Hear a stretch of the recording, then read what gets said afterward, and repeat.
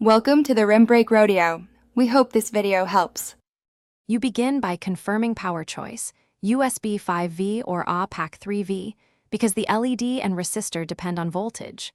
Once chosen, measure LED forward voltage and calculate resistor. This prevents burnout. Strip wires, tin leads, and solder LED to resistor, then to power leads. Make secure heat shrink joints. Glue adds strain relief. You're making reliable electrical connections now, so take your time and double-check polarity. Next, construct the light diffuser and mount the LED so light spreads evenly. Once the LED is fixed to a small block or heatsink, position it centered under the lid. This creates uniform glow. Insert diffuser material, frosted plastic or traced parchment, above the LED, then test illumination to adjust spacing. Make sure wires pass through a neat hole and seal them with silicone to prevent movement.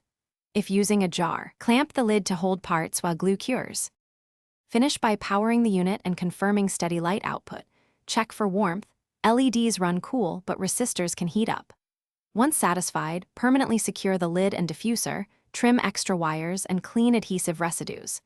If the light flickers or is dim, make sure polarity is correct, inspect solder joints for cold connections, and verify resistor value and battery voltage.